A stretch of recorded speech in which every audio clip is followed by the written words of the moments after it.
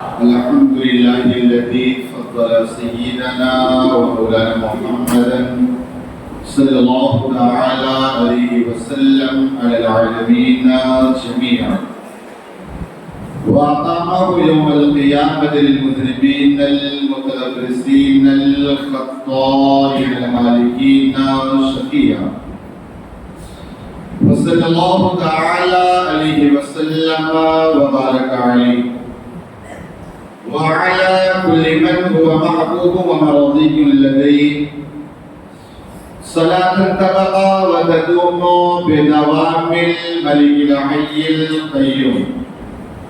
وأشهد أن لا إله إلا الله وحده لا شريك له، ونشهد أن محمدا عبده ورسوله.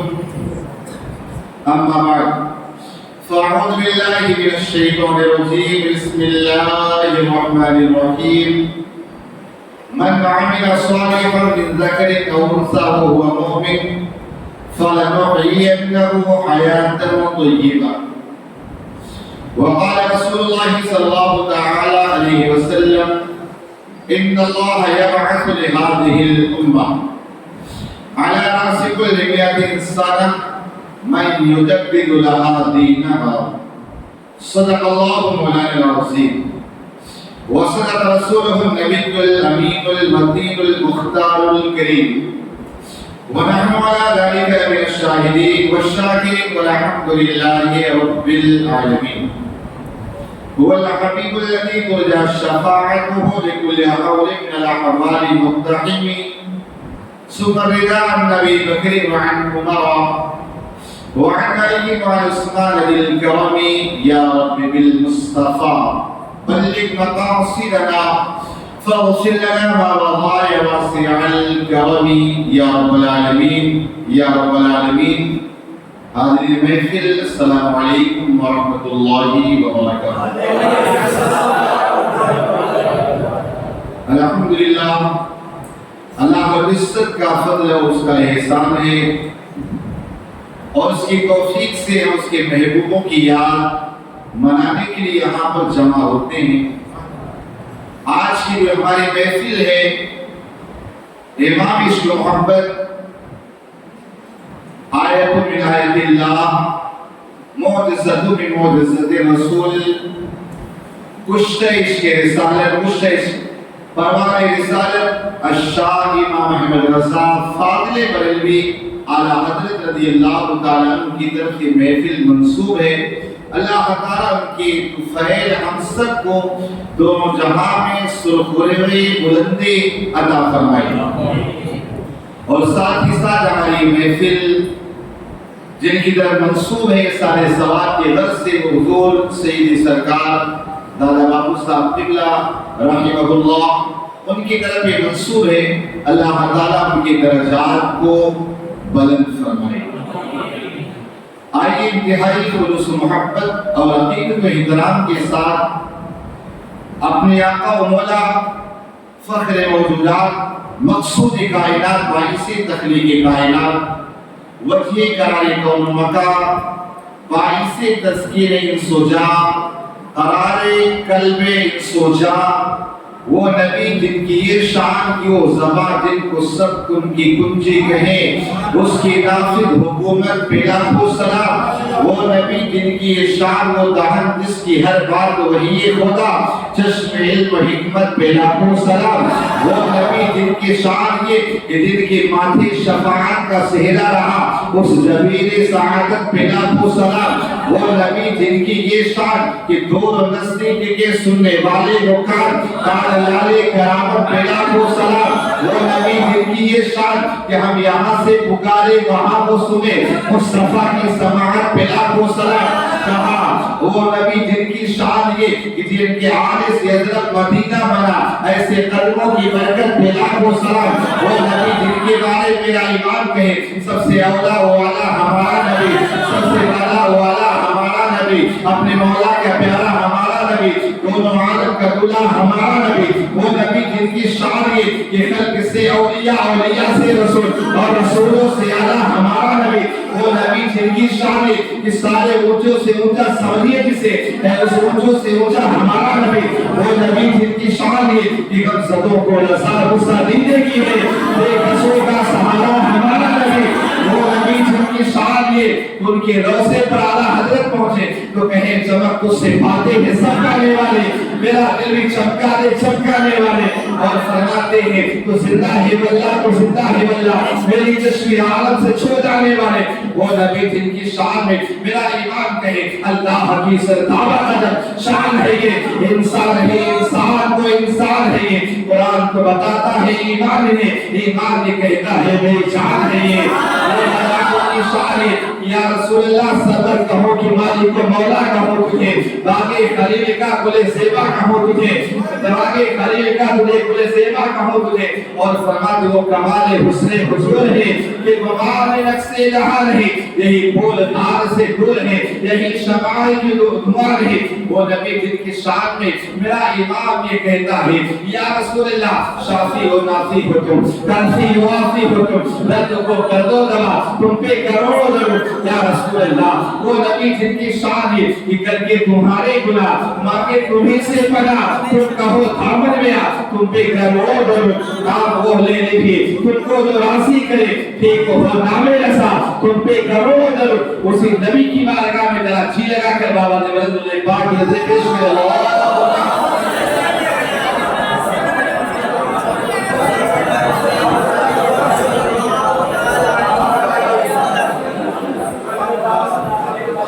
الصلاة والسلام عليك يا رسول الله، الصلاة والسلام عليك يا حبيب الله،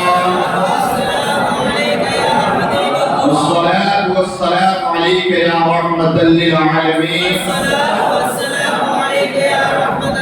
الصلاة والسلام عليك يا رحمة العاشقين، الصلاة والسلام عليك يا محبوب رب العالمين، وعلى آلك وأصحابك يا نور الله صلى الله تعالى عليه وسلم۔ حضور سید عالم شفیع عالم رحمت عالم فرماتے ہیں جو بندے مومن اس پر ایک مرتبہ درود پاک پڑھتا ہے اللہ تبارک و تعالیٰ اس پر 10 مرتبہ رحمت کی نگاہ فرماتا ہے، اور علماء فرماتے جس پر رحمت کی نگاہ فرما دے پھر اللہ تعالیٰ اس پر عذاب نہیں دے گا۔ اللہ تعالیٰ اگر ایک مرتبہ رحمت کی نگاہ فرما دے پھر دوبارہ عذاب نہیں دیتا ہے۔ آپ سوچیں جب اعلیٰ حضرت سے پوچھا گیا کہ احمد رضا یہ بتاؤ کل میدان محشر میں اللہ تعالیٰ غضبناک ہوگا، اللہ تبارک و تعالیٰ کا جلال بہت کمال پر ہوگا، اگر اس وقت اللہ تبارک و تعالیٰ کے جلال کو اگر اس کے غضب کو اگر کم کرنا ہو ٹھنڈا کرنا ہو تو کہا ہاں تمہارے پاس کوئی وظیفہ ہے کیا، تمہارے پاس کوئی طریقہ ہے؟ احمد رضا فرماتے ہاں میرے پاس طریقہ ہے۔ کہا وہ کیا طریقہ ہے؟ کہا میرے آقا نے فرمایا اگر بندہ ایک مرتبہ اس پر درود پڑھے اللہ تعالیٰ 10 بار رحمت کی نگاہ فرماتا ہے، اور جب رحمت کی نگاہ فرمائے اللہ اسے عذاب ڈالے گا۔ کہا جب میدان محشر میں سارے لوگ حاضر ہوں گے، کاش محشر میں جب ان کی آمد ہو، کہا جب میرے آقا کی آمد ہو رہی ہو، کاش فرشتے مجھ سے کہیں مجھ سے خدمت کے قدسی کہے اللہ، مجھ سے خدمت کے قدسی کہے اللہ۔ کہا یہ سلام پڑھنا شروع کر دوں گا، ایک بار پڑھے اللہ 10 مرتبہ نگاہ رحمت فرمائے، اور جب مصطفیٰ جان رحمت پہ لاکھوں سلام پڑھوں گا تو ظاہر سی بات لاکھوں سلام اللہ کروڑوں مرتبہ نگاہ رحمت فرمائے گا، اللہ تعالیٰ کا غضب ٹھنڈا ہو جائے گا۔ اللہ کے غضب کو ٹھنڈا کرنے کا سب سے اچھا ذریعہ کیا ہے؟ آپ میرے آقا پر درود پاک پڑھنا ہے۔ رہ گیا انشاءاللہ عاشقوں کی طرح ذرا درود پاک سنا دیں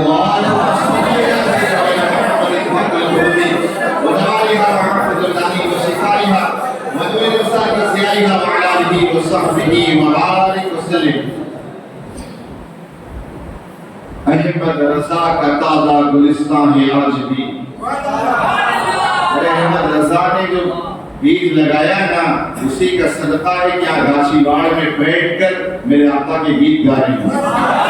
احمد رضا کا تازہ گلستان ہے آج بھی، خورشید علم ان کا درخشاں ہے آج بھی، سب ان سے جلنے والوں کے گل ہو گئے چراغ، احمد رضا کی شمع فروزہ بہار میں۔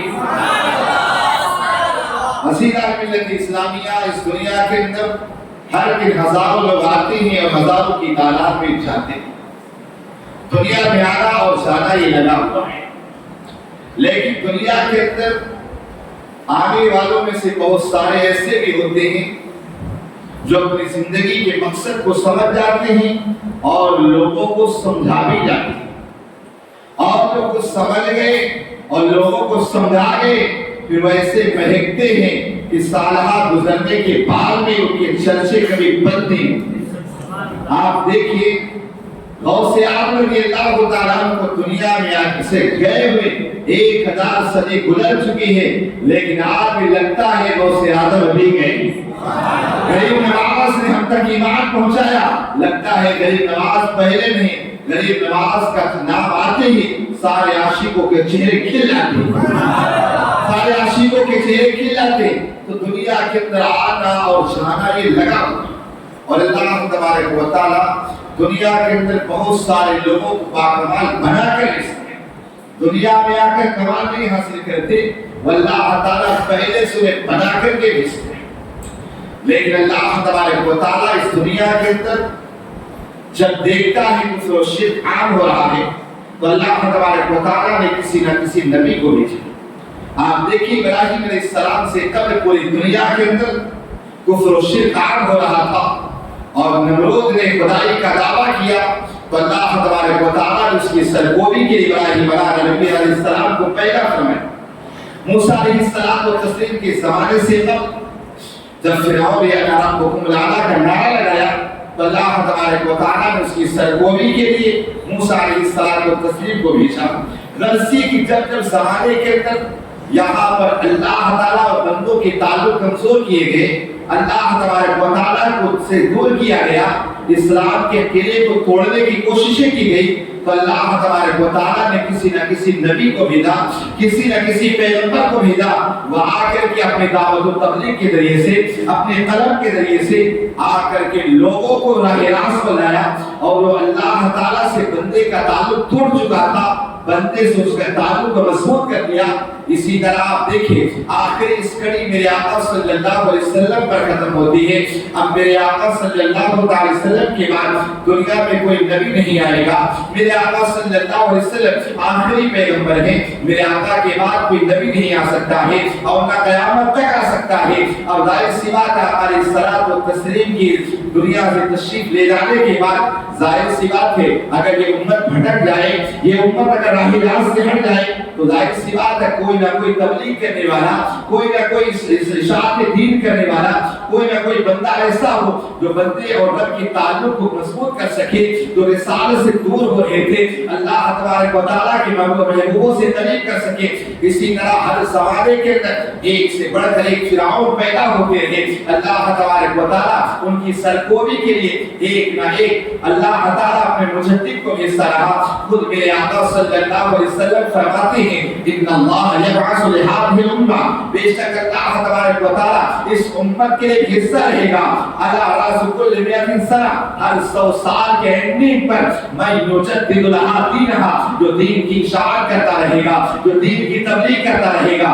آپ اسی ہندوستان کی سرزمین پر دیکھیں جب اکبر بادشاہ کا دور تھا اس نے اپنی حکومت اور سلطنت کو بچانے کے لیے اس نے ایک نئے دین کا ایجاد کیا جسے دین الہی کہا جاتا ہے۔ وہاں ٹیکے بھی لگاؤ، ٹوپی بھی لگاؤ، وہاں مندر میں بھی جاؤ، مسجد میں بھی جاؤ، سارے امتیازات ختم کر دیا تھا۔ وہاں اس زمانے کے اندر کچھ علماء سو تھے جو برے علماء تھے، ان لوگوں نے دنیا کی لالچ کے اندر آ کر کے اسے غلط مشورے دیے اور ابھی اکبر بادشاہ نے ایک نئے دین کا ایجاد کر دیا جسے دین الہی کہا جاتا تھا۔ اس وقت لوگوں کا تعلق خدا سے دور ہو رہا تھا، رسول اللہ صلی اللہ علیہ وسلم سے رشتہ کمزور ہو رہا تھا۔ اللہ اکبر پر اللہ تبارک و تعالی نے اس دور کے اندر مجدد الفسانی علیہ رحمت و اطباع کو اللہ نے اس دنیا کے اندر بھیجا. مجدد الفسانی علیہ رحمت نے چند سالوں کے اندر لوگوں کا جو رشتہ اللہ سے ٹوٹ رہا تھا بتا دیا کہ اے لوگوں یہ رسول اللہ صلی اللہ علیہ وسلم کی شریعت جو ہے 1-2 سال کے لیے نہیں آئی ہے بلکہ رہتی دنیا تک کے لیے شریعت آئی ہے. اب اس شریعت کے بعد کوئی دین نہیں آ سکتا ہے, قیامت تک شریعت مصطفی چلتا رہے گا. اب حضرت مجدد الفسانی کو جیل میں ڈال دیا جاتا ہے. اکبر بادشاہ کا انتقال ہو جاتا ہے, اس کی جگہ اس کا بیٹا جہانگیر آتا ہے. یہ اپنے باپ سے بیزار تھا لیکن قید کے اندر رکھا ہوا تھا. ایک دن خواب کے اندر کیا دیکھتا ہے کہ خواب کے اندر میرے آقا صلی اللہ علیہ وسلم تشریف لاتے ہیں لیکن جہانگیر سے منہ کو پھیر لیتے ہیں. جہانگیر کہتا ہے کیا بات ہے یا رسول اللہ میرے سے ناراض ہے, کہا تو نے میرے غلام کو قید میں رکھا ہے, میں تجھ سے راضی کیسے ہو سکتا ہوں. آپ بولتے ہیں فوراً توبہ کرتا ہے, دوڑا دوڑا قید خانے میں جاتا ہے اور جانے کے بعد مجدد الفسانی کو کہتا ہے حضور میں آپ کو باعزت رہا کرتا ہوں, ساتھ ہی ساتھ آپ سے بیعت بھی کرتا ہوں اور آپ کا غلام بھی بنتا ہوں. مجدد الفسانی علیہ رحمہ فرماتے ہیں کہا میں جیل سے باہر نہ آؤں گا, اپنے ساتھ سارے لوگوں کو لے کر کے آؤں گا. اب جہانگیر بادشاہ کہنے لگا کہا یہاں تو شرابی ہے, یہاں تو بدمعاش لوگ ہیں, یہاں گنڈے لوگ ہیں, کہا یہ سارے لوگ نقصان پہنچانے والے لوگ ہیں. حضرت مجدد الفسانی فرماتے ہیں کہا اے بادشاہ سن لے, کہا جیل کے اندر کوئی بھی انسان شرابی کبابی نہیں ہے, کوئی گنہگار نہیں ہے, بلکہ سارے کے سارے اللہ والے بن چکے ہیں. جس کے بعد کہا سارے اللہ والے بن چکے ہیں. اب تو وہ جہانگیر بادشاہ نے سارے قیدیوں کو مجدد الفسانی کے ساتھ آزاد فرما دیا. مجدد الفسانی قید خانے میں جاتے ہیں, تنہا جاتے ہیں, قید خانے سے آتے ہیں, ہزاروں کی تعداد میں باہر لے کر کے آتے ہیں. اس طرح یہ دین کے اندر جب بھی تحریف کی گئی, یاد رکھیں اس تحریف کی وجہ سے لوگ دین سے دور ہوتے رہے. اللہ نے کوئی نہ کوئی مجدد کو بھیجا. اب آپ چلتے ہیں عرب کی سرزمین پر. سن 1900 صدی عیسوی تھی. اب وہاں پر انگریزوں نے دیکھا یا خلافت عثمانیہ کا دور ہو رہا. عرب کے اندر وہ سعودی نہیں کہا جاتا تھا, وہ سب حجاز کہا جاتا تھا. سعودی نام اس کا نہیں تھا, حجاز نام.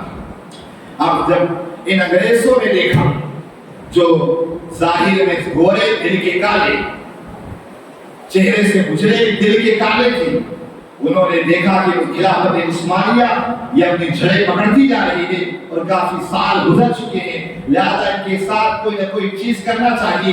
کہا سب سے پہلے پتہ لگایا کہ کیا کریں تاکہ خلافت عثمانیہ کا خاتمہ کیا جائے اور یہاں پر بظاہر یہ مسلمان رہے لیکن ہماری حکومت چلتی تھی. ایک انگریزوں نے وہاں پر ایک ایسا بندہ تیار کیا جس کا نام تھا محمد بن عبد الوہاب نصری. اس طرح یہ دین کے لیے اسے ایک عالم تیار کیا اور حکومت کے لیے ایک بندے کو تیار کیا جس کا نام محمد سعود. بعد اسی آل سعود اسی کے نام پہ سعودی عربیہ. اب یہ بہت بڑا جو تھا, لٹیرا تھا, ڈاکو تھا, راستوں میں رہا کرتا تھا.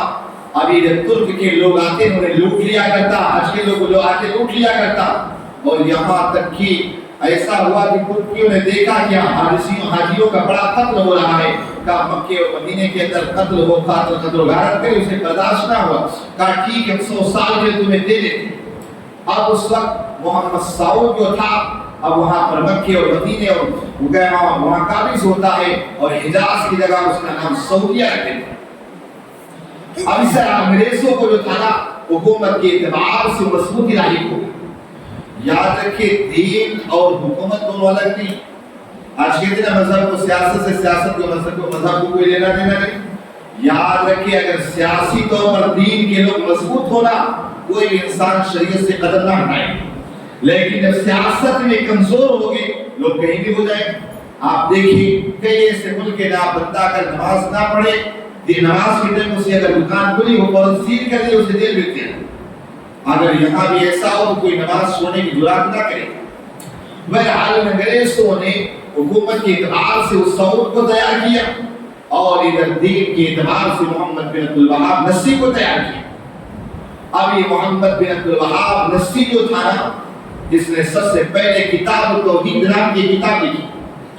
اور اس کے اندر اپنے سارے گندے عقیدوں کا اظہار کیا۔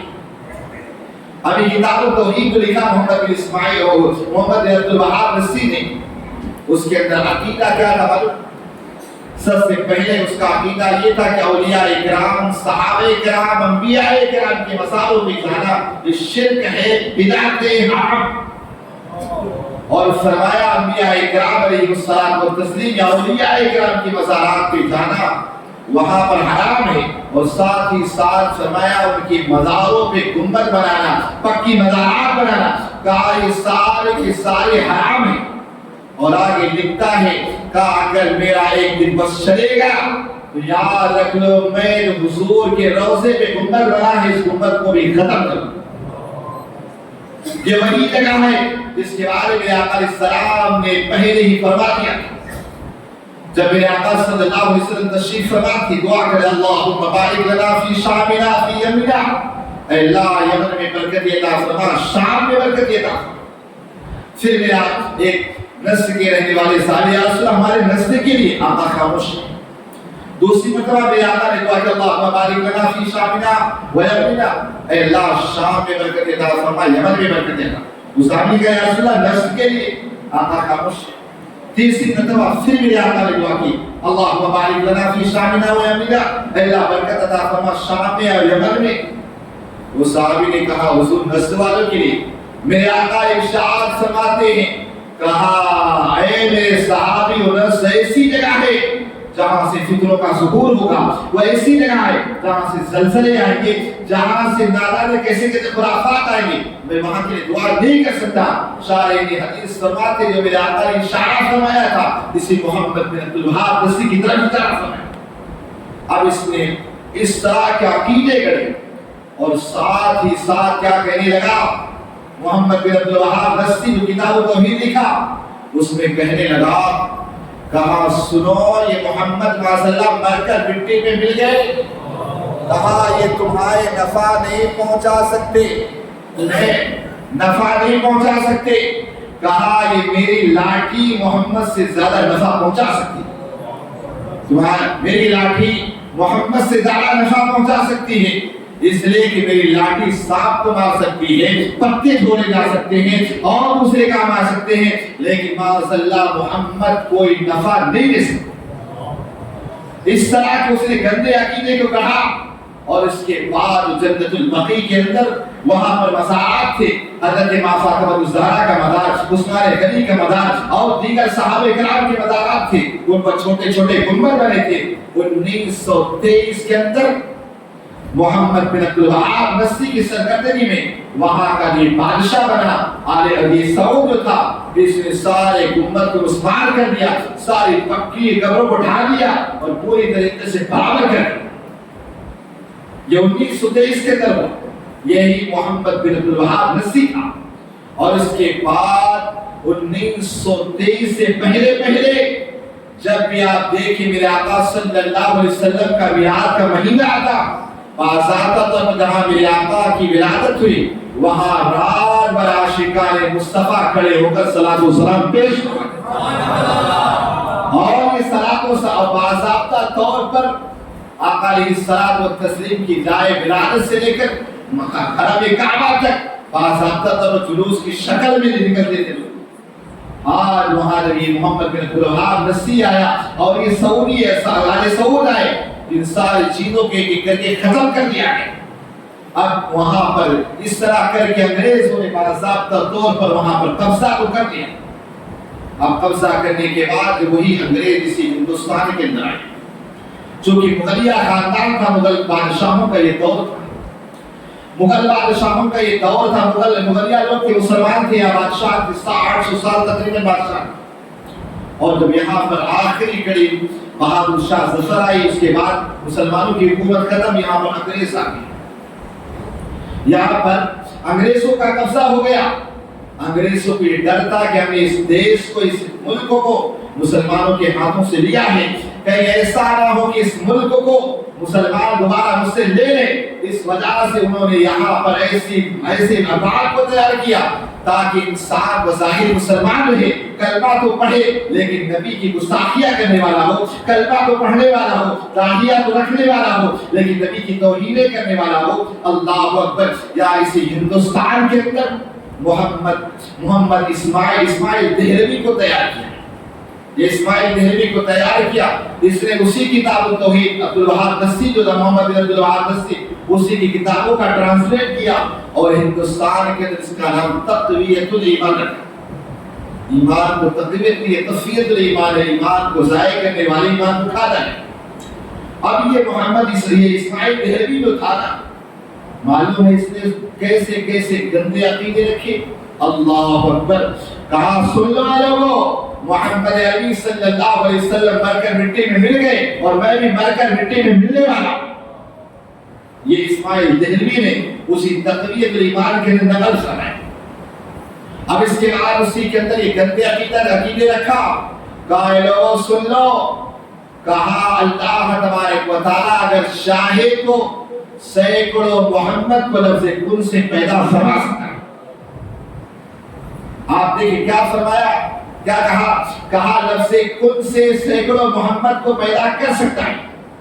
اور اس کے بعد باضابطہ طور پر اعلیٰ حضرت رضی اللہ عنہ سے پہلے 1857 کے اندر اسماعیل دہلوی اور علامہ فضل حق خیر آبادی دونوں کا مناظرہ ہوتا ہے۔ علامہ فضل حق خیر آبادی دونوں کا یہ مناظرہ ہوتا ہے۔ مناظرہ اسی بات پر کہ اللہ تبارک و تعالی لفظ کن سے سینکڑوں محمد کو پیدا کر سکتا ہے۔ اور علامہ فضل حق خیر آبادی وہ شخصیت تھی جنہوں نے سب سے پہلے اسماعیل دہلوی کو کافر کہا۔ اعلیٰ حضرت نے کافر نہیں کہا ہے، اعلیٰ حضرت نے کافر نہیں کہا، سب سے پہلے علامہ فضل حق خیر آبادی نے اسے کافر کہا۔ اور علامہ فضل حق خیر آبادی وہ صاحب تھے، آپ نے سب سے پہلے انگریزوں کے خلاف جہاد کا فتویٰ دیا تھا اسی ہندوستان کے اندر۔ اور یہاں بہت سارے جو دیوبندی اور اہل حدیث یہ لوگ تھے نا، یہ سارے کے سارے کو انگریزوں سے تنخواہیں ملتی تھی۔ اور علامہ فضل حق خیر آبادی کو کالا پانی کے اندر آپ دیکھیں وہاں پر تخت تار میں لٹکا دیا گیا، کو پھانسی دے دی گئی، لیکن آپ اپنے موقف سے ہٹے نہیں۔ بہرحال کہ اسماعیل دہلوی کو جو ہے نا سب سے پہلے کافر کہنے والے علامہ فضل حق خیر آبادی تھے۔ اب اس کے بعد اسی ہندوستان کے اندر ایسا برپایا، ایسا فتنہ برپایا، اللہ اکبر! کبھی توحید کی آڑ میں، کبھی شرک کی آڑ میں۔ وہ بات بھی واضح کر دو، جب مناظرہ ہوا اسماعیل دہلوی اور علامہ فضل حق خیر آبادی کا نا، اسی بات پر کہ اللہ چاہے تو سینکڑوں محمد کو پیدا کر سکتا ہے۔ آپ کو بتا دو اللہ تعالیٰ ہر ممکن چیز پر قادر، جو تحت قدرت ہو اسی پر وہ چیز اللہ تعالیٰ قادر ہے، جو اس کی تحت قدرت نہیں اللہ اس پر قادر نہیں۔ جیسے کہ آپ دیکھیں جھوٹ بولنا یہ تحت قدرت نہیں تو اللہ تبارک و تعالیٰ جھوٹ پر قادر نہیں۔ حالانکہ دیوبندیوں کے ملاؤں نے لکھا ہے معاذ اللہ کہ اللہ تعالیٰ جھوٹ بول سکتا ہے مگر جھوٹ بولے گا نہیں۔ اس طرح ان کے گندے عقیدے، کسی طرح اس نے کہا یہ تحت قدرت داخل ہے۔ تب علامہ فضل حق خیر آبادی نے کہا تو کافر ہے کافر ہے کافر ہے۔ کہا کس بنیاد پر؟ کہا اس لیے کہ اللہ تبارک و تعالیٰ کی قدرت ہے، اس کا اصول ہے، تو اللہ نے حکم فرمایا اس کے خلاف نہیں جاتا۔ فرمایا اللہ تعالیٰ نے اپنے نبی کو آخری نبی بنائے محبوب کو، قرآن میں کہا ما کان محمد ابا احد من رجالکم ولکن رسول اللہ وخاتم النبیین، کہ محمد صلی اللہ علیہ وسلم تم میں سے کسی کے باپ نہیں، ہاں وہ اللہ کے رسول اور آخری نبی ہے۔ اگر اللہ تعالیٰ پیدا کر دے تو محمد عربی کی آخری جو صفت ہے وہ باقی نہ رہے گی، اور یہ تحت قدرت نہیں ہے۔ لہذا یاد رکھ لے محمد عربی کے بعد کوئی نبی نہ پیدا ہوا ہے اور نہ قیامت تک پیدا ہو سکتا ہے۔ میرا امام کہہ دے لم یأتی نذیر فی نذر مثل نتوشت پیدا جانا، فرمایا مصطفیٰ کی طرح نہ کوئی پیدا ہوا ہے نہ قیامت تک کوئی پیدا ہو سکتا ہے۔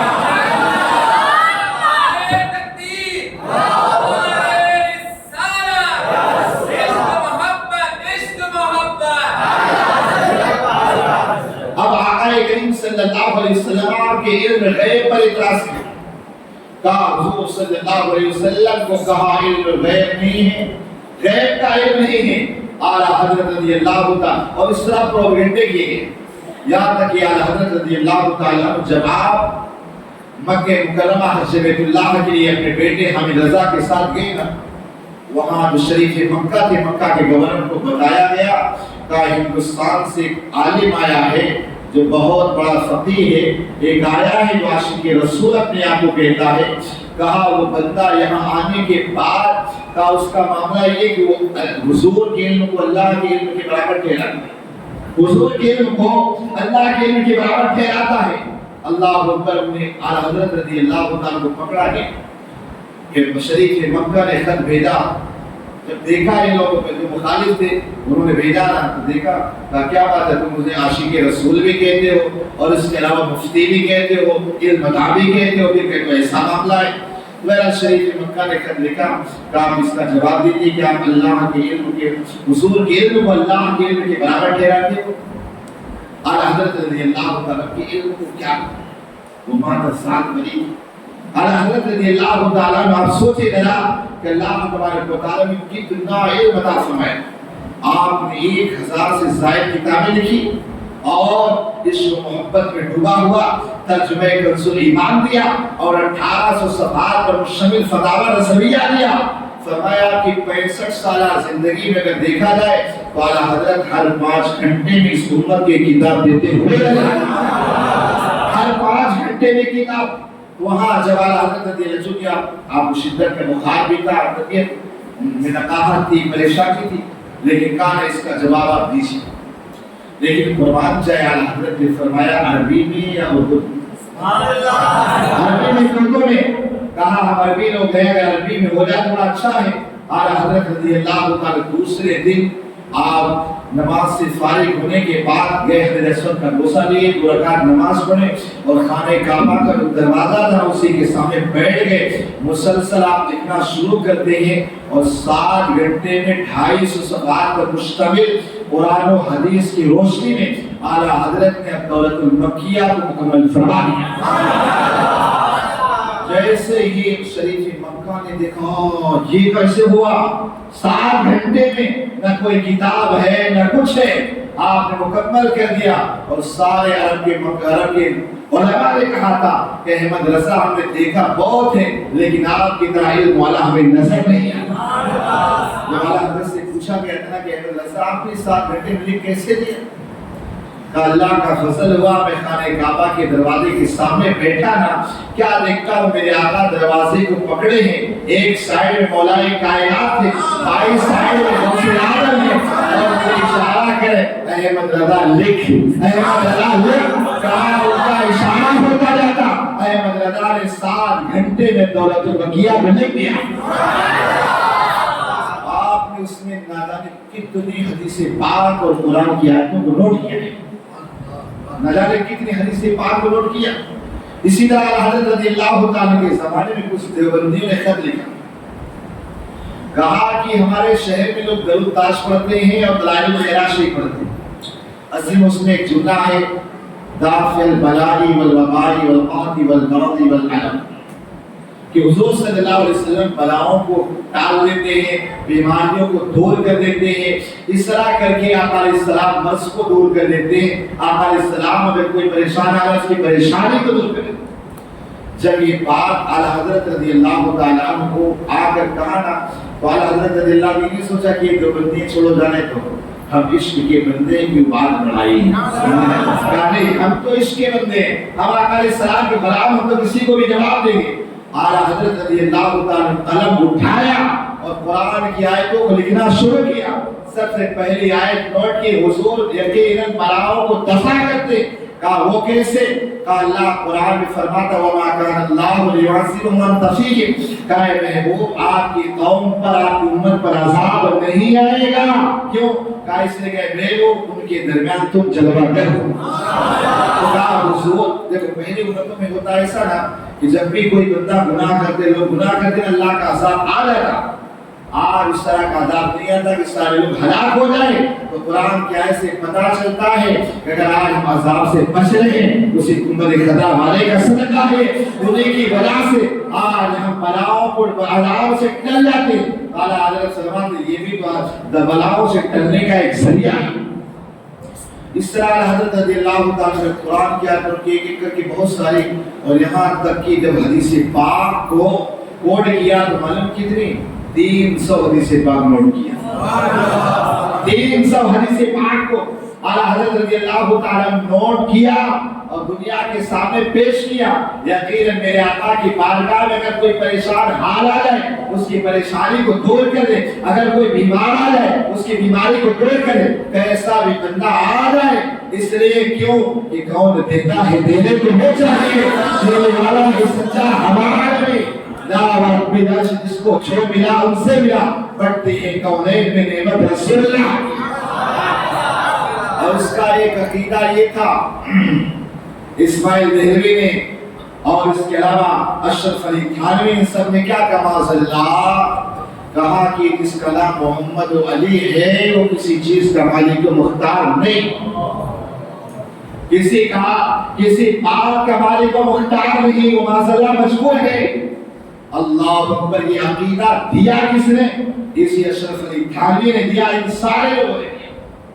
لیکن میرا امام کہتا ہے اے دنیا والوں میرے مصطفیٰ کچھ نہیں دیتے، کہا حاکم حکیم دار دوا دے وہ کچھ نہ دے، بدو کی مراد کی آیت خبر کی ہے، کہا بے ان کے واسطے خدا کچھ عطا کرے، حاشا غلط یہ حدیث پہ بسر کی ہے، کہا دنیا کا انسان، کہا تجھے ڈاکٹر کے پاس جائے شفا دے، میرے مصطفیٰ کچھ نہ دے یہ کیسے ہو جائے گا، کہا میرے مصطفیٰ کی بارگاہ میں کیسا بھی آیا اللہ کے رسول نے اسے شفا دی۔ ایک صحابی آتے ہیں آنکھوں میں روشنی ہے، عرض کرتے حضور مجھے آنکھیں دے دے، آقا نے ارشاد فرمایا کہا صبر کرو اللہ تعالیٰ تمہیں جنت عطا کرے۔ صحابی دعا عرض کیا یا رسول اللہ صلی اللہ علیہ وسلم آپ میرے دعا کریں اللہ تعالیٰ مجھے جنت دے دے، مجھے آنکھیں دے دے، کہا صبر کر اللہ تعالیٰ مجھے جنت دے تجھے جنت ملے گی۔ تیسری مرتبہ وہ صحابی دے کہ حضور صلی اللہ علیہ وسلم عرض کرتا ہے آقا مجھے دعا کریں آنکھوں میں روشنی آ جائے، آقا نے فرمایا صبر کر تجھے اللہ جنت دے گا۔ صحابی کا عقیدہ دیکھیں، صحابی کہتے ہیں یا رسول اللہ صلی اللہ علیہ وسلم مجھے آنکھیں بھی چاہیے جنت بھی چاہیے، مجھے آنکھیں بھی چاہیے جنت بھی چاہیے۔ آقا نے قریب کیا، قریب کرنے کے بعد آپ اس طرح پھونکا، راویان حدیث کہتے آقا کے لعاب دہن کی چند چھینٹیں جیسے آنکھوں میں جاتی آنکھیں روشن ہو جاتی۔ آپ بتائیے بلاؤں کو دفع کر رہے، بیماریوں کو ٹھیک کرنے کی نہیں کرے، لیکن عقیدہ معذاللہ یہ ہے کہ آقا کریم صلی اللہ علیہ وسلم یا جو ولی ہیں جو صحابی ہیں یہ کوئی مدد نہیں کرتے، اس کے تصرف کے منکر۔ آج ایک نمازی جن کے پیچھے بہت سارے لوگ جا کے پڑھ لیتے، ان کا گندہ عقیدہ کیا معلوم آپ کو بتا دوں، کہتے معذاللہ 40 سال کے بعد حضور کو نبوت ملی، 40 سال کے بعد حضور نبی بنائے گئے، یہاں تک کہ آج ان کے مکتب میں چھوٹے چھوٹے بچوں کو پڑھایا جاتا، حضور 40 سال کی عمر میں نبی بنے۔ اب آپ مجھے بتائیں وہابیوں کی بات مانے یا حضور کی مانے؟ بولو ذرا۔ میرے آقا فرماتے ہیں کیا کہتے میرے آقا اس طرح کنت نبی وآدم بین الروح والجسد، کہا میں اس وقت بھی نبی تھا جب آدم علیہ السلام آپ و دل کی منزلیں طے کر گئی۔ قرآن پاک میں ہے حضور صلی اللہ علیہ وسلم افضل الانبیاء ہے کہ نہیں؟ بولو سارے نبی میں سب سے افضل کون ہے؟ ہمارے آقا ہے نا، ظاہر سی بات ہے جب افضل ہے تو سارے نبیوں کے جو معاملات ہوں گے ان سے زیادہ ہی ہوں گے۔ اب آپ مجھے بتائیں ایسا ہو سکتا ہے کہ حضرت عیسیٰ علیہ السلام و تسلیم جب ان کی والدہ لے کر کے آئی، چونکہ آپ کی شادی تو ہی نہیں تھی، اللہ کے حکم سے پیدا ہوئے حضرت عیسیٰ علیہ السلام، حضرت مریم سلام اللہ علیہ نے عرض کیا کہ مولا اے اللہ لوگ مجھے پوچھیں میں کیا جواب، کہا تو خاموش رہنا، بچے کی طرف اشارہ کرتے۔ ایک دن کا بچہ عیسیٰ علیہ السلام و تسلیم جب آبادی میں پوچھی یہ بچہ کہاں سے، بچہ اشارہ کرتے۔ عیسیٰ علیہ السلام ایک دن کے کیا کہتے ہیں، ایک قرآن میں ہے سورہ مریم کے اندر، کہا انی عبداللہ آتانی الکتاب وجعلنی نبیا، کہا میں اللہ کا بندہ ہوں اور اللہ تعالیٰ نے مجھے نبی بنایا اور مجھے کتاب بھی عطا فرمائی۔ عیسیٰ علیہ السلام و تسلیم ایک دن کے مجھے پتا ہے میں نبی ہوں اور رسول افضل الانبیاء ہیں، کیا میرے آقا کو پتا نہ ہو کہ میں نبی ہوں؟ آپ مجھے بتائیے کہاں کا انصاف ہے؟ تو ان کا ایک گندا عقیدہ یہ مزلہ، گندا عقیدہ یہ مزلہ کہ حضور صلی اللہ علیہ وسلم کو 40 سال کے بعد نبوت ملے. ہمارا عقیدہ یہ ہے الحمدللہ حضور اس وقت بھی نبی تھے جب آدم علیہ السلام آج مٹی اور پانی کے مسئلے تھے، اس وقت بھی نبی. آپ کو بتاؤں گے ایسی سی گندی حرکتیں کرتے کا ایک مولوی قاسم نانوتوی کہتا میں نے ایک مرتبہ حضور کو خواب میں دیکھا، سراسر جھوٹ، اس لیے حضور کا دیدار سے عاشق مصطفیٰ کو ہمارے محمد کو ہوتا ہے، اس کے علاوہ کسی کو نہیں ہو سکتا ہے. اللہ اکبر. یہ قاسم نانوتوی کیا کہتا ہے جو دارالعلوم دیوبند کا بانی ہے، وہ کیا کہتا ہے؟ کہتا ہے ایک دن میں نے حضور کو خواب میں دیکھا، دیکھنے کے بعد میں نے دیکھا کہ حضور صلی اللہ علیہ وسلم اردو میں کلام کر رہے ہیں، اردو میں بات کر رہے ہیں. کہا میں نے پوچھا حضور یہ آپ کو کلام کہاں سے آ گئی؟ حضور یہ آپ کو کلام کہاں سے آ گئی؟ کہا مجھے حضور نے کہا جب سے میرا تعلق دارالعلوم دیوبند سے ہو گیا مجھے اردو آ گئی. اب آپ مجھے بتائیں یہ حضور کی توحید ہے کہ یا حضور کی اصل بیان کرنی ہے؟ بولو ذرا. ارے آقا علیہ الصلوۃ والتسلیم وہ ہے کہ الرحمن علم القرآن، کہ رحمان نے محبوب کو سب کچھ سکھا دیا. آپ کسی ارے جو نبی جانوروں کی زبان جانتا ہو کیا وہ انسانوں کی زبان نہ جانے گا؟ لیکن یہ دیکھیں کیسے نبی کے گستاخ، اسی گستاخی کی وجہ سے آپ دیکھتے ہو نا ان کے متنے پہ شامی کباب ہوتا ہے، بنا ہوا کباب شامی کباب ہوتا ہے نا، یہ اسی کا. کیوں؟ جب نور والے آقا سے رشتہ ٹوٹ جائے نا تو چہرہ بھی بے نور ہو جاتا ہے، اور اگر نور والے آقا سے رشتہ جڑ جائے تو سارے سنیوں کا چہرہ بھی الحمدللہ نور ہوتا ہے. تو کیوں آپ دیکھیں اگر گستاخ کے چہرے پہچان لو گے نا، چہرے پہچان لو گے نا، لیکن اگر عاشق مصطفیٰ ہے، غلام مصطفیٰ ہے، اسے بھی جان لو گے. سمجھے نا؟ تو یہ دنیا میں ان کی مار ہے. تو ان کا یہ گندا عقیدہ ہے. وہ خالی نمازوں میں ان کا گندا عقیدہ معلوم کیا کہتے ہیں؟ کہتے ہیں نماز میں اگر نبی کا خیال آ جائے تو نماز چلی جائے گی. آپ بتاؤ وہابی کی نماز اچھی ہے یا صحابی کی؟ صحابی کیا کہتے ہیں معلوم؟ ہم لوگ نماز پڑھتے نا تو دائیں طرف پڑھتے تھے، کوشش کرتے ہیں اور جتنی جلدی ہوتا قریب ہے. پوچھا گیا کیوں؟ کہا جیسی میرے آقا چہرہ پھیرے کہ مصطفیٰ کی زیارت. اور صحابہ تو حضور کو دیکھتے ہی رہتے تھے. اب ایک مرتبہ میرے آقا صلی اللہ علیہ وسلم، دیکھیے یہ لوگ کیسے توحید کا گوشہ نکالتے. میرے آقا علیہ السلام ایک مرتبہ آپ نماز پڑھا رہے تھے، ایک رکعت کے بعد آقا علیہ السلام نے موزے کو نکالا رکھ دیا. سارے صحابہ کرام نے اپنے اپنے موزوں کو نکالا رکھ دیا. سارے صحابہ آپ نے بتایا سارے صحابہ نے نکال کے رکھ دیا. جب نماز ختم ہوئی حضور نے پوچھا، سمجھے نا، کہا کہ میں نے تو موزہ نکالا اس کی وجہ سے تم نے کیوں نکالا؟ تو انہوں نے یہ نہیں کہا کہ ایسا ہوتا، کہا حضور آپ نے نکالا تو ہم نے بھی نکالا. وہ صحابی حضور کو دیکھ کر ان کی نماز نہیں جا رہی. اور یہ وہابی کا اگر خیال آ جائے نماز میں نبی کو، نبی کا اس کی نماز چلی جاتی.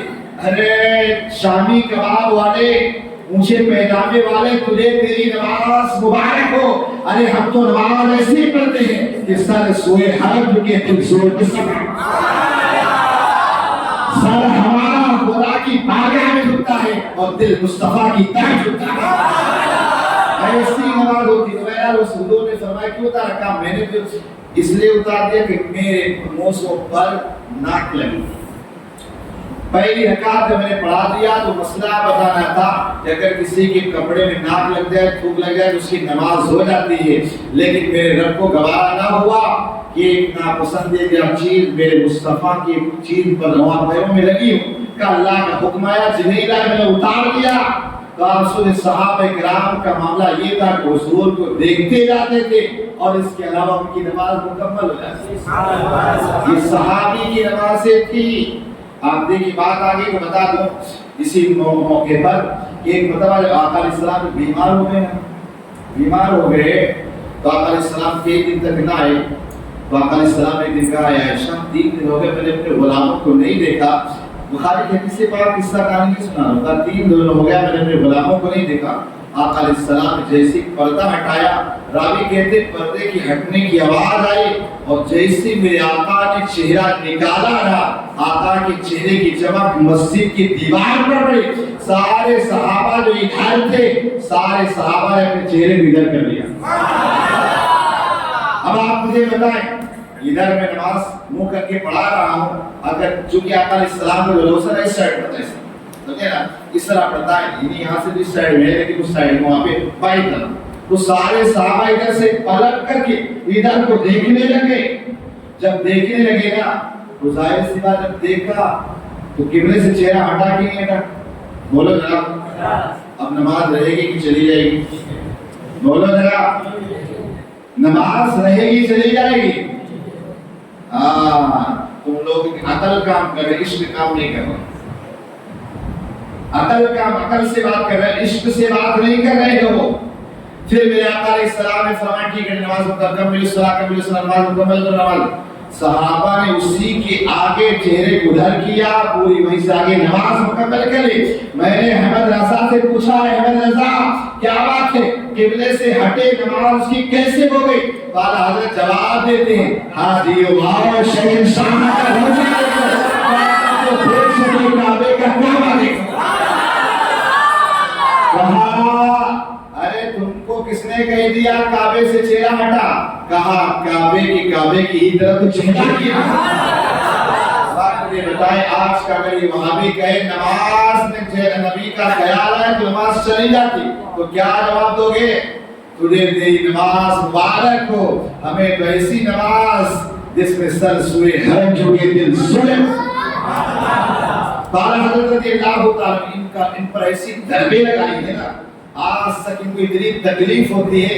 अल्लाह अकबर, हर एक चीज का जवाब हजरत जिस तरह सवाल उसी तरह जवाब, जैसे सवाल वैसे जवाब। इन लोगों ने जो जो इतराज़ात किए ना, आला हजरत रज़ियल्लाहु अन्हु सब का जवाब कोई बाकी न रखा।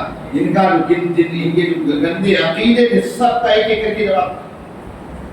वो आला हजरत फना फिल्लाह फना फिर रसूल शरीयत के पाबंद। आखिरी बात आपको अर्ज करूं, आला हजरत रज़ियल्लाहु अन्हु कितने परहेज़गार। आज हमारा हाल ये कि थोड़ी तकलीफ हो गई नमाज छोड़ देते। आला हजरत बुढ़ापे की हालत में मालूम, जब आप चल फिर ना सकते थे, 4 लोगों को मुकर्रर किया, उठाकर कुर्सी पे बिठाकर मस्जिद ले जाते, जमात के साथ नमाज अदा। आला हजरत रज़ियल्लाहु अन्हु का एक तरीका था कि आप हमेशा अजमेर शरीफ छठी में जाया करें, और हमारे शाहजहानी मस्जिद है ना, या बड़ी मस्जिद, आला हजरत रज़ियल्लाहु अन्हु हर माह वहाँ पे खिताब होता, हर माह। आला हजरत रज़ियल्लाहु अन्हु बरेली से वहाँ मेल जो चलती थी, एक्सप्रेस ट्रेन जो चलती थी, उससे आप निकले। जब आप वहाँ से निकले ना, चूंकि अंग्रेजों का दौर था, उन अंग्रेजों के दौर में अंग्रेजों की हुकूमत थी, हमारा उस दौर में निकले मेल थी। वहाँ से अगर फुलेरा स्टेशन पर पहुंचे, एक रास्ते में बरेली और अजमेर के बीच एक स्टेशन आता फुलेरा, वहाँ पर जब स्टेशन पे रुकी ना, मगरिब का आराम में पूरा सेटिंग करते थे, यहाँ पे पहुंचूंगा तो ये वक्त होगा, यहाँ पे ये होगा, ये नमाज मिल जाएगी, ये नमाज। आला तक पहुंचे फुलेरा स्टेशन और सब गुजारा का चलो फटाफट आपके साथ 12-15 हुई का पढ़ाओ, चादर बिछाएगी। आला क्योंकि हमेशा बावजूद है, आशिकों का यही मिसाल तो हमेशा वो बावजूद है, हमें नहीं हो पाती, हम सब नफ्स के गुलाम हैं। काश अल्लाह में ये तौफीक दे कि हमेशा बावजूद है, हमेशा बावजूद। उसका फायदा क्या है मालूम? आप पर कोई जादू टोना असर नहीं करेगा, ये असर है। और बावजूद रहने का फायदा क्या? अगर वजू करके सोए ना, उसी रात मर जाओ, मेरे आका फरमाते अल्लाह उसे शहादत की मौत वाला हजरत हमेशा बावजूद है। और आशिक जाहिर सी बात है, दुरूद पढ़ना, ये पढ़ना, कोई बात कोई लफ्ज वगैरह वजू के कैसे निकाल सकते हैं? आला हजरत रज़ियल्लाहु अन्हु के कहा मुसल्ला बिछाया गया, आपने फरमाया इत्मीनान और सुकून के साथ नमाज पढ़ो, इत्मीनान और सुकून के साथ नमाज पढ़ो, ट्रेन की कोई फिक्र नहीं करना, खुशखुदू के साथ नमाज पढ़ो। कहा जब हमारी नमाज मुकम्मल होगी, जब ये ट्रेन चलेगी। पहली रकात नियत बांधी, सारे मुक्तदी सारे मुरीदीन ने नियत बांधी। अब पहली रकात मुकम्मल, दूसरी रकात शुरू, ट्रेन में सीटी दी, आनंद में। एक मतलब वीडियो शायद आप लोगों ने देखा होगा, کہ جماعت میں جا رہے تھے، ایک پلیٹ فارم پہ نماز پڑھ رہے تھے، پہلی رکعت میں جیسے ہی مانتا نا، جیسے ٹرین میں آواز ہے ایسی دیر دوڑ کے بڑھا، سمجھے نا، یہ سب جھٹے مکاری سے رہا کاری ہوتے ہیں، بھاگے اتنی تیزی کے ساتھ پھٹافٹ ٹرین پکڑے ہیں، نماز نہ کچھ غلط، لیکن یہ ہے اعلیٰ حضرت، اعلیٰ حضرت رضی اللہ تعالیٰ، یہ ہے اعلیٰ حضرت، تم نے نماز پڑھا رہے آرام کے ساتھ۔ میری ٹرین تھی نا تو پریشان ہو گیا، فوراً اسٹیشن ماسٹر دوڑتا کیا ہوا، کیوں ٹرین نہیں چلی، کیوں ٹرین نہیں چلی، آگے پیچھے دیکھا سب کا حضور، یہ اسٹیشن ماسٹر کا یہ ساری چیزیں تو اچھی، انگریز تھا، اس کا نام رابرٹ تھا، وہ انگریز تھا، اس نے دیکھا سب ساری چیزیں صحیح، کہا ایسا کرو اسے پیچھے لاؤ، پیچھے لایا گیا، پیچھے وہ آ رہی، آگے لے جایا گا نہیں جا رہے، کہا یہ معاملہ کیا ہے، آگے لے جا رہے پیچھے، وہاں پر جو گارڈ تھا نا جو ڈنڈی نکالتا ہے، کوئی مسلمان تھا، اس نے کہا اسٹیشن ماسٹر صاحب، کہا یہ جو نماز پڑھ رہے ہیں اللہ والے ولی اللہ ہیں، کہا جب تک ان کی نماز مکمل نہیں ہوگی جب تک ٹرین نہیں چلے گی۔ اتنا کچھ ٹرین رک گئے، اس کے بعد اعلیٰ حضرت نے سلام پھیرا، اور سلام پھیرنے کے بعد اسٹیشن ماسٹر کہتا ہے اے اللہ کے بندے ذرا نماز جلدی جلدی مکمل کر، ٹرین لیٹ ہو رہی ہے۔ اعلیٰ حضرت نے آرام کے ساتھ درود شریف پڑھا، دعا مانگی، ہاتھ پھیرا، جا کر اپنے ڈبے میں بیٹھ گئے، ٹرین چلنا شروع ہو۔ اب اس کے بعد یہ جو رابرٹ تھا نا جو اسٹیشن ماسٹر، ظاہر سی بات ہے یہ جو بندہ تھا یہ دیکھا، یہ سوچنے لگا یار یہ ہے معاملہ کہ انگریز تھا، یہودی تھا، میرا اگر اس کو سکون نہیں مل رہا، دل بے قرار، بار بار اعلیٰ حضرت کا چہرہ ذہن میں آ رہا، اعلیٰ حضرت کا چہرہ بار بار ذہن میں آ رہا، بار بار ذہن، یہاں تک کہ اس نے کہا اپنے گھر والوں کا چلو پوری فیملی کو لیا، کہا چلو چلنا، وہیں وہ گئے ہیں بڑے حضرت جو ہے نا وہاں گئے، اجمیر شریف وہاں چلتے ہیں، وہاں گئے، اعلیٰ حضرت رضی اللہ عنہ لوگوں کو خطاب فرما رہے تھے، وہ انگریز بغور سنتا رہا، اس کی بیوی سنتے رہے، اس کا بچہ سنتا رہا، سنتے رہے، یہاں تک کہ جیسے ختم ہوا جا کر کے اعلیٰ حضرت سے ملے، کلمہ پڑھے اور مسلمان۔ اعلیٰ حضرت نے اس رابرٹ کا نام کیا رکھا؟ عبد القادر رکھا، عبد القادر رکھا۔ یہ ہے اعلیٰ حضرت تیرا جس چیز پر قلم اٹھا دے، اللہ اکبر۔ آپ دیکھو کیا سمجھتے ہیں، کنز الایمان آپ جو پڑھتے ہوئے عشق و محبت میں ڈوبا ہوا، بالکل یہ ترجمہ ہے، ایسا ترجمہ جو ہے نا نہ لوگوں نے پڑھا ہے اور نہ قیامت میں کوئی پڑھے گا، ایسا ترجمہ نہ کوئی کر سکتا ہے، ایسا ترجمہ کوئی کرنے والا نہیں پیدا ہو۔ اس لیے آپ مثال کے طور پر کرو، جیسے آپ دیکھیں بسم اللہ کا ترجمہ جو ہے نا سارے لوگوں نے ترجمہ معلوم کیا کیا، شروع اللہ کے نام پر جو بڑا مہربان رحمت والا ہے۔ آپ دیکھیں کیا کہا، شروع اللہ کے نام سے، لیکن یہ شروع کس سے ہو رہا؟ شروع سے ہو رہا، اللہ سے شروع نہیں ہو رہا، ہو رہا ہے نہیں سمجھ رہے۔ ترجمہ اس کا ٹرانسلیٹ بسم اللہ شریف کا کیا ہوتا ہے، تو سارے لوگوں نے اپنے انداز میں کیا، کسی نے کیا شروع کرتا ہوں اللہ کے نام سے جو بڑا مہربان رحمت والا ہے، تو لفظ شروع سے شروع ہوا کہ لفظ اللہ سے شروع ہوا؟ شروع سے شروع۔ کوئی کہتا شروع کرتا ہوں، کسی نے کیا کرتا ہوں شروع، سمجھے نا؟ اس طرح ظاہر سی بات ہے جس نے ترجمہ کیا کہ شروع کرتا ہوں، تو اگر عورت ہو تو کیا کرے، وہی بولے گا شروع کرتا ہوں، یا مرد ہے وہ شروع کرتی ہوں بولے گا۔ اس طرح لفظ یہاں پر شروع کرتا ہوں کرتی ہوں کرتا ہوں شروع، لیکن اب آؤ اعلیٰ حضرت نے کیا اعلیٰ حضرت نے ترجمہ کیا، کیا کیا؟ اللہ کے نام سے شروع جو نہایت مہربان رحیم، لفظ اللہ سے شروع بھی ہو گیا، اور یہاں کرتا ہوں کرتی ہوں کا کوئی معنی ہی نہیں، سمجھے نا؟ کہ اعلیٰ حضرت نے آپ کو بتاؤں اس طرح قرآن سے اگر اعلیٰ حضرت رضی اللہ عنہ کی ذات ایک آدھ گھنٹے میں سمجھ میں نہیں آئی، چونکہ میں خود کنفیوز ہو جاتا ہے کس ٹاپک پہ بحث کروں، چونکہ اعلیٰ حضرت رضی اللہ تعالیٰ آپ دیکھیں انسان اگر آپ پی ایچ ڈی کرتا تو ایک چیز میں، دو چیز میں، تین تو بہت ہوگی، لیکن اعلیٰ حضرت رضی اللہ تعالیٰ 55 علوم پر مہارت تھی، 55 علم ایسے تھے جس پر اعلیٰ حضرت کو مہارت تھی، وہ چاہے علم ریاضی ہو، تفسیر ہو، علم حدیث ہو، علم فقہ ہو، چاہے ساری چیزوں پر اعلیٰ حضرت رضی اللہ تعالیٰ کی مہارت تھی، اور اس زمانے کے اندر بڑے سے بڑا مسئلہ جو کوئی حل نہ کر سکے، اگر یہاں اعلیٰ حضرت کی بارگاہ میں آ جائے تو اعلیٰ حضرت چھوٹیوں میں منٹوں میں حل کر دیا۔ اعلیٰ حضرت رضی اللہ تعالیٰ کا معاملہ ہے کہ ایک مرتبہ ایسا وہ بیٹھے تھے، ایک بہت بڑا علم توقیق کمائی، جو موسم کے لوگ جانکار ہوتے ہیں نا کہ کب بارش ہوگی کب ہوگی، اس کے لیے ایک علم ہوتا ہے۔ ایک بندہ بیٹھا تھا، حضرت رضی اللہ عنہ سے پوچھا کہ بارش کب ہونے والی؟ کہنے لگا کہ بارش نیٹ 24 گھنٹے کے بعد بارش ہو. چونکہ علم توحید علم موسمیات کا بہت بڑا مالک کا بہت بڑا جانکار. اعلیٰ حضرت رضی اللہ عنہ اچھا کل 24 گھنٹے بعد بارش ہو؟ کہاں. اعلیٰ حضرت نے فرمایا دیکھیے گھڑی میرے پاس کتنا بجا ہے؟ تو کہا اس گھڑی میں ابھی 11 بجے. اچھا 11 آپ نے گھمایا فٹافٹ. کہا کتنے بجے؟ کہا اس میں تو ابھی 2 بجے ہیں. ابھی تو کہہ رہے 11 بجے 2 کیسے بج گئے؟ کہا ابھی تم نے کہا تھا 11 بجے تب 2 کیوں کہہ رہا ہے؟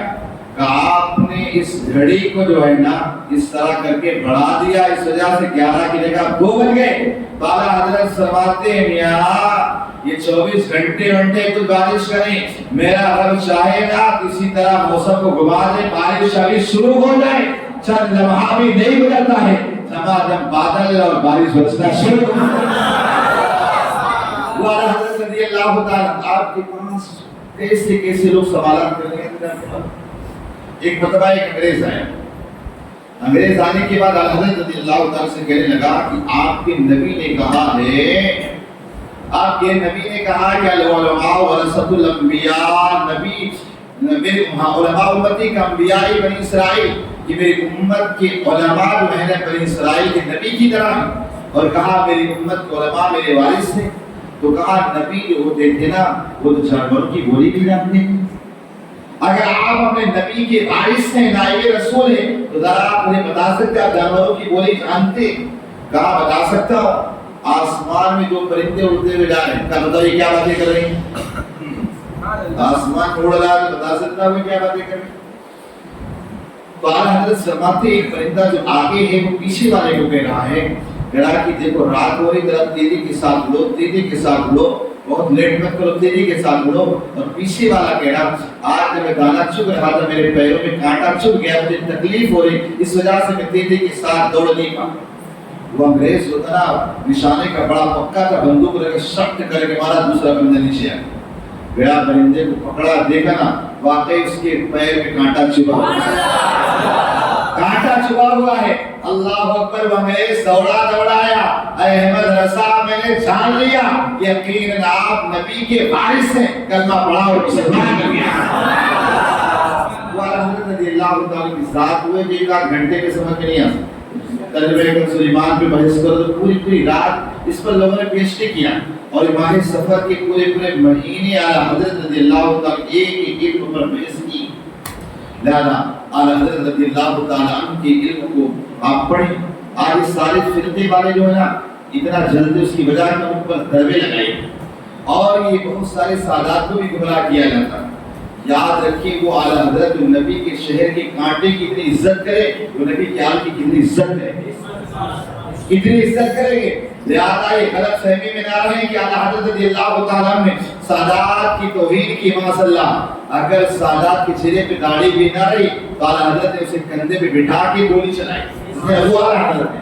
تو لیکن آج بہت سارے سادات بھی گمراہ کیا جاتا ہے اس میں نہ آئے. اعلیٰ حضرت یقیناً جب حضور کے شہر کے کانٹے کی اتنی حفاظت کریں تو ان کی حفاظت کیوں نہ کریں. ہماری چونکہ محفل جو تھی نا دادا باپو کی طرف یہ سارے ثواب کے غرض سے بھی تھی.